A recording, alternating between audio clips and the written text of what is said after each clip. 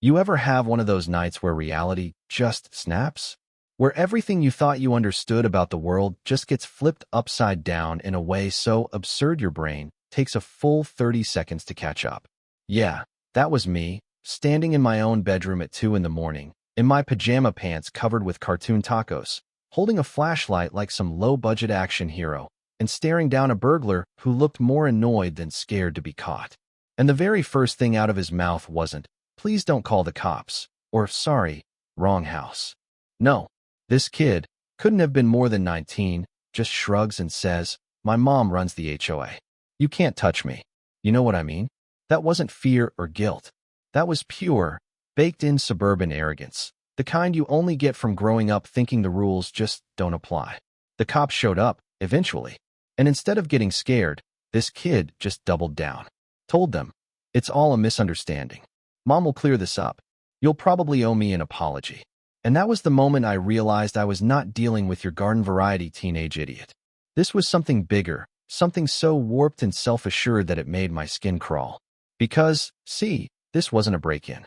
This was a kid who genuinely thought he was entitled to whatever he wanted, and he'd been taught that by someone in charge of the very rules meant to keep us safe.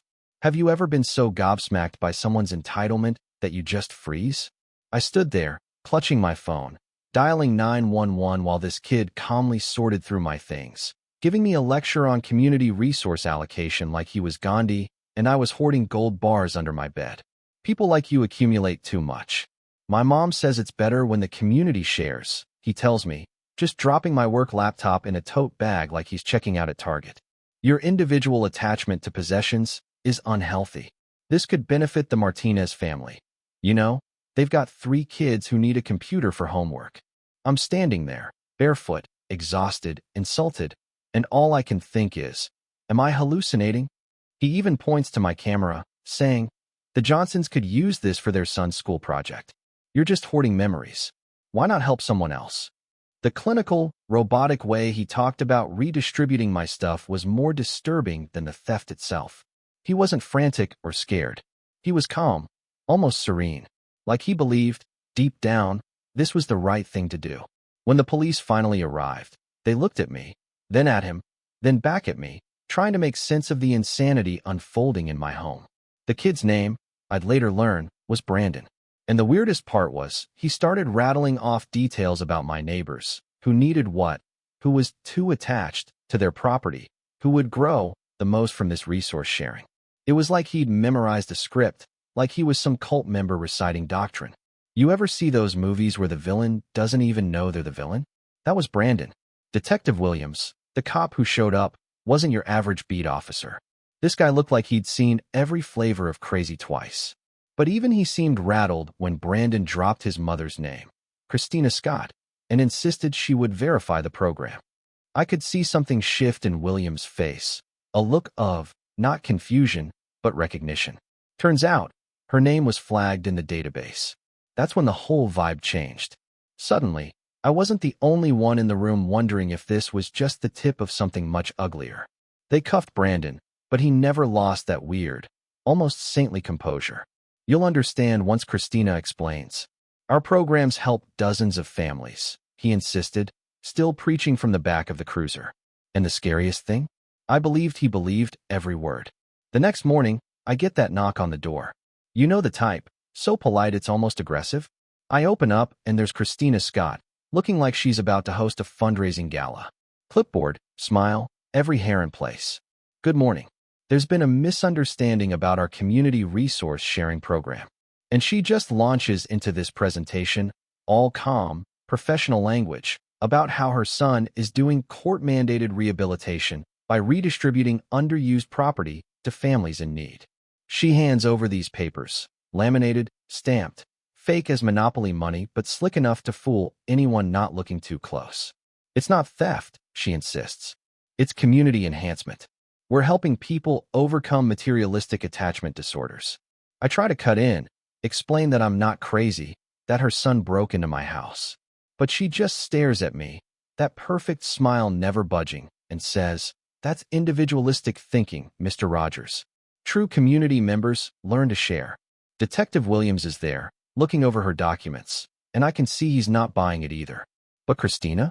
She's been here before. When he questions her, she doesn't back down. She shifts tactics, tries to report me for harassment, for interfering with court-mandated programs. It's like being mugged and then getting sued for bleeding on the carpet. She actually believes she's the victim. And it's not just her. Turns out, she's done this before, in Colorado, in other places. The documents, the language, the programs, they're all pieces of a bigger pattern. Williams gets federal investigators involved. This wasn't a one-off. This was a scam, professional, calculated, and far more damaging than a few missing laptops. I started digging, couldn't help myself. Neighbors, police reports, HOA records. The more I found, the deeper the rabbit hole went. Mrs. Clark, an older neighbor, told me how her gardening tools disappeared, and Christina showed up not to help, but to counsel her on overcoming her attachment to things. After 3 visits, Mrs. Clark was apologizing for being materialistic, grateful, even, that someone had taken her stuff because now she could grow. Talking to my wife, Emma, she's a nurse, seen her share of manipulation, she called it grooming. She made people doubt their own judgment, isolate them, and then convinced them their suffering was a sign of growth. It wasn't just Mrs. Clark. It was the Wilsons, the Harris family, people who'd lost things but got help instead of justice. Christina's game was to systematically break people down until they thanked her for it. I stumbled onto an online forum, found a warning from a guy named David out in Colorado.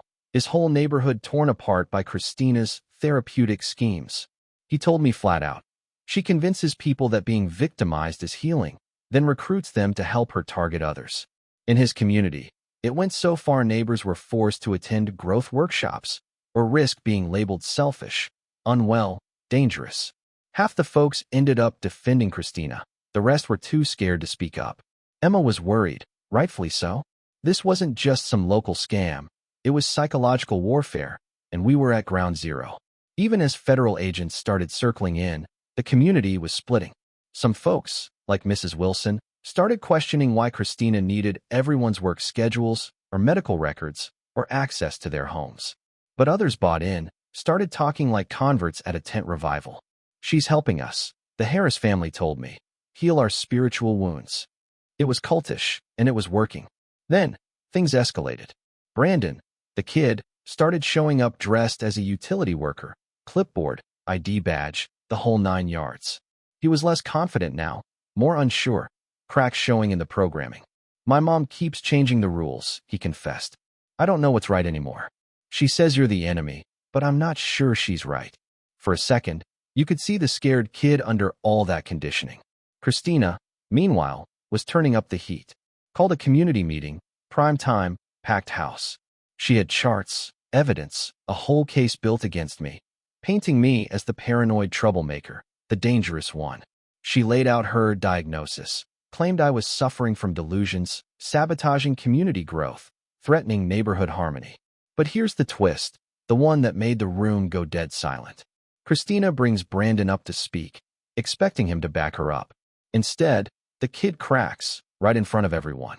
I don't want to do this anymore, he says. I think maybe we're hurting people, not helping them. That, right there, broke the spell. Federal agents moved in the next morning. Real justice, no more fake programs or therapy speak. Christina was arrested on federal charges, fraud, racketeering, interstate theft, witness intimidation. Her son was sent to counseling, not prison. Everyone recognized he was as much a victim as anyone. The neighborhood? Healing is slow. Some folks feel stupid for getting fooled. Some are angry at themselves for staying silent. Others just want to forget. We held a town hall where people apologized, shared stories, finally started putting trust back together. Mrs. Clark, bless her, stood up and said, Christina didn't just steal from me. She made me thank her for it. That landed like a punch to the gut. Christina never broke character. Even in court, she claimed she was the hero. Society just wasn't ready for her methods. She got 4 years in federal prison. Brandon, with luck and real therapy, might someday become his own person. But that's real life, right? The villain goes to jail, but the scars stick around. You rebuild, one day at a time, learning the hard way how thin the line is between help and harm when the wrong person holds the clipboard. So let me ask you, What would you do if your whole community turned against you? Not out of malice, but because someone convinced them it was for their own good? Have you ever seen anything like this, where the villain made the victims feel grateful? Drop your thoughts below. Does justice really mean more than locking up the bad guy? Or is true healing about never letting yourself get fooled again? Tell me your story. Let's figure out where the line is between help and harm, neighbor and predator, justice and just moving on.